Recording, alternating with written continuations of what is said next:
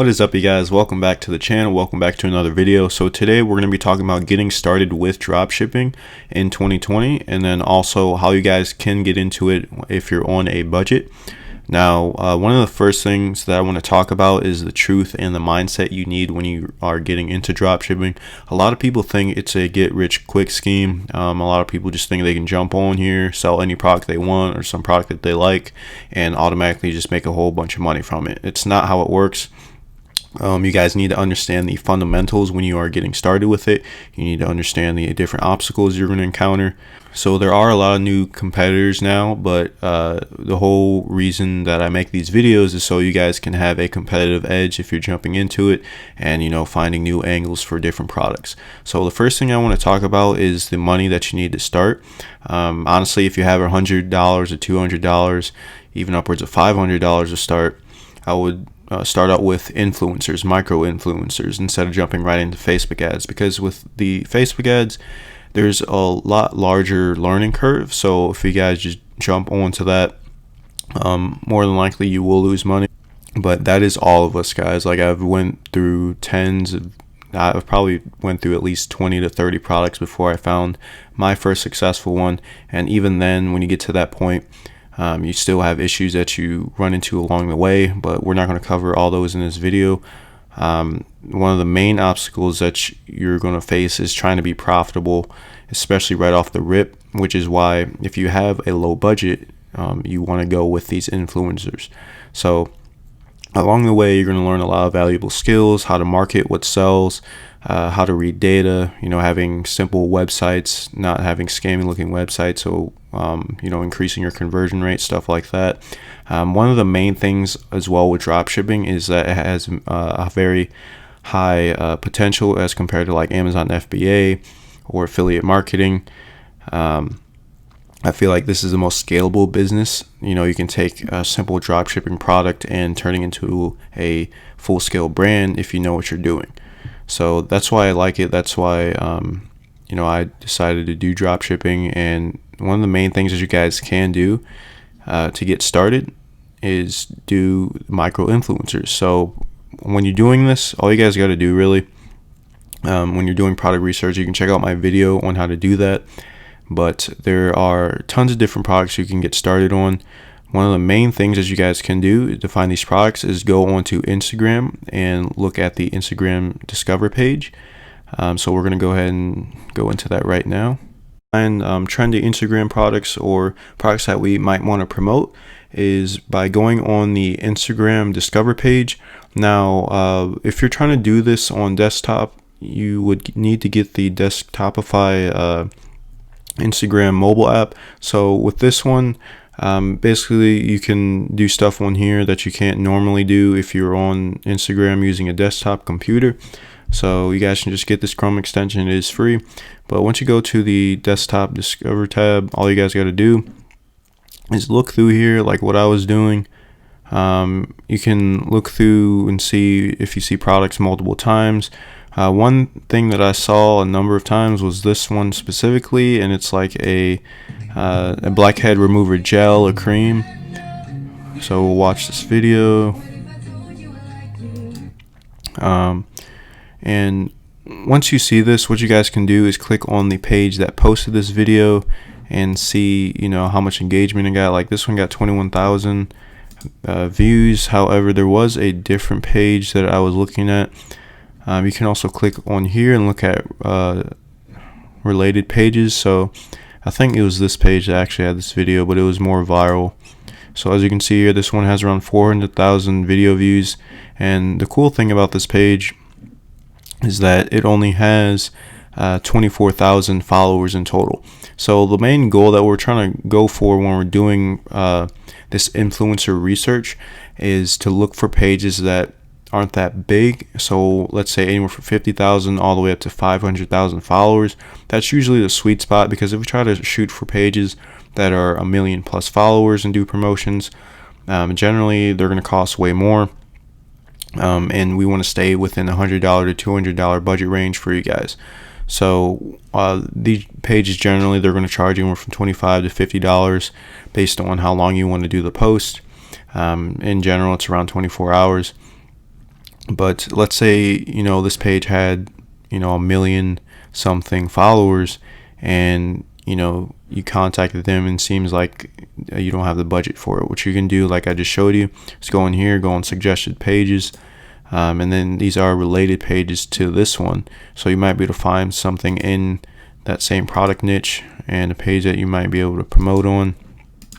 Meme pages like this or viral pages like this are sometimes good as well. You do have to do proper product research just to make sure they're not oversaturated when it comes to products, and make sure the engagement to the comment ratio is good and all that. This one has like 50,000 followers, but generally, like I said, that's what you want to shoot for, anywhere from 50,000 all the way up to 500,000 followers or so. And you can just go through here and look through all these different pages and stuff. Awesome, 7 videos.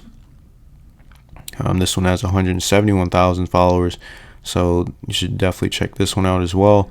And one other thing that I want you guys to understand is, if you're trying to do product research, make sure that these pages that you're trying to promote to are in your niche, or at least kind of related. Because I see people try and post, let's say they have, I don't know, maybe they have a some type of, I don't know, coffee mug that they're trying to sell, but they will try to promote it to like a cat page or a pet page or something that's completely unrelated. It's just common sense, guys. You don't want to do that, because let's say you post it on their page, a lot of people are not going to buy because that's not what they're interested in. That's not what the viewership is based around. So you have to keep that in mind, guys. But let's say we wanted to do this product, right? The next step that you guys want to do is do your due diligence when it comes to product research. So you can look it up on AliExpress, blackhead remover cream. We want to see if this still sells, because a lot of these products, no, I'm not saying that you guys should go ahead and jump onto this product. I'm just using it as an example. But as you can see here, this niche or niche, whatever you want to call it, of product is very it's very in demand. So as you can see, there's a lot of different products on here that are selling crazy numbers, but this is also a saturated product, so you have to think about that as well. And one other thing that you guys can do, and I made a product research video on all the different criteria that you want to meet when you're trying to jump onto a product, but one other thing that you guys can do is check Google Trends. The blackhead remover, what you're generally looking for is a uptrend for these products, so within like 12 months or so.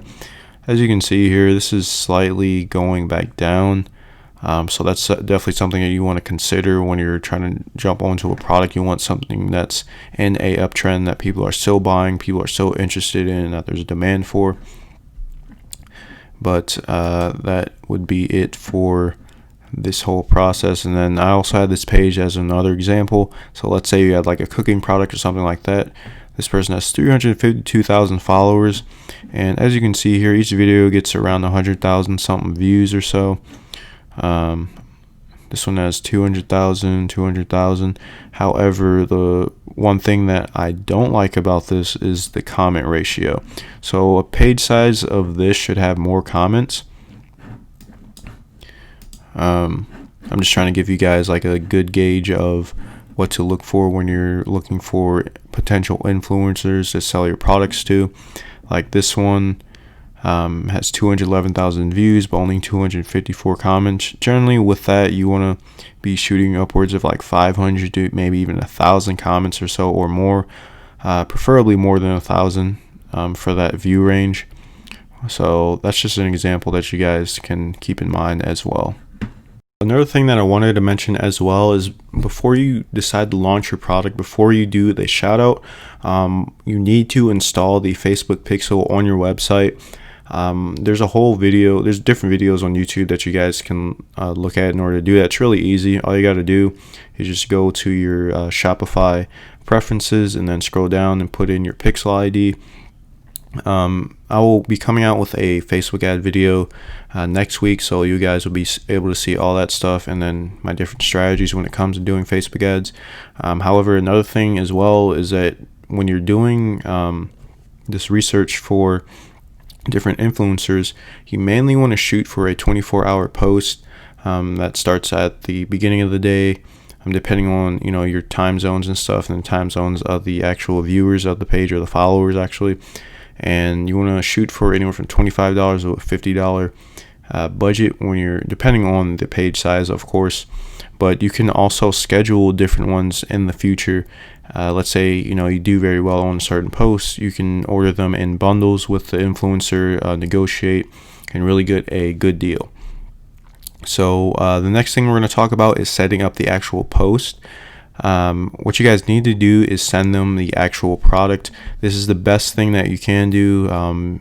Having custom content is the number one best thing that you guys can do as far as creatives, especially in 2020 and on. And for doing the product review, you should do anywhere from 20 seconds all the way up to 30 seconds and make it look natural. So when I say make it look natural, I mean make it look like it was a meant to be post on that page, instead of a commercial, or a some random product that they put up on their page and was trying to sell. So usually the products that do very well, or usually the shoutouts that do very well, are the ones that are on pages where there aren't that many products being sold, and it's just mainly the influencer, they have their page mainly with their pictures, with their different selfies and spots and stuff like that. But every once in a while they might have a product promotion. So those are the pages that generally do very well, that don't try to sell stuff and be too pushy about it, because if you try to sell on those type of pages, people just simply aren't going to buy, and they just look at it as a commercial that they want to skip over. That's basically what they look at it. So another thing too is when you're scheduling future posts, let's say you profit and you do really well on the first shout out, you can schedule weekly bundles and have new posts like that. You can really have a good relationship with this influencer, and the whole reason that we're starting out with this is to build that pixel data, because Facebook ads those are the big boys. That's what we're trying to shoot for, and the main reason is the scalability. Now you can scale with influencers. It is very hard to do that because you don't want to consistently post your product over and over and over again with influencer, because if you keep doing that, the audience is going to die out. They're just not going to like it anymore. It's just going to get very saturated on the page, and no one's really going to buy it. So that's why overall we want to shoot for Facebook ads in the end, once we get a good cash flow in of around $1,000 to maybe $1,500 to $2,000. So let's say it does work. The next thing that we're going to be doing is jumping into lookalike audiences, doing Facebook engagement lookalike audiences, website visitor lookalike audiences, etc. Now, in my Facebook ads course video, which I will be coming out with next week, you guys will be seeing me set up all these things on how to do them, and you'll know more of what I'm talking about. But our whole goal with this is to get enough pixel data, enough customers or viewers in general to come over to our website in order to give Facebook enough data to know exactly who we want to target. So that way, when we jump into interest, or we launch our product on Facebook and we do cold audiences, it'll give us a higher success rate when it comes to presenting the product to people. So main thing is giving Facebook enough data to know exactly who to target. And then from there, once that does well, we can scale the product using Facebook ads as well.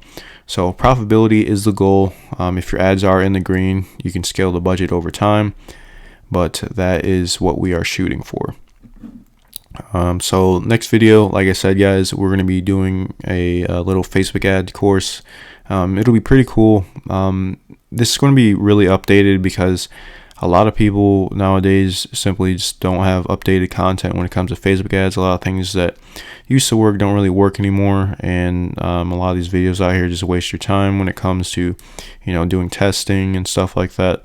But we're going to be going over testing, creatives, and how to scale, and then also reading data as well, in order for you guys to increase your return on ad spend, and then really just have the best profitability overall.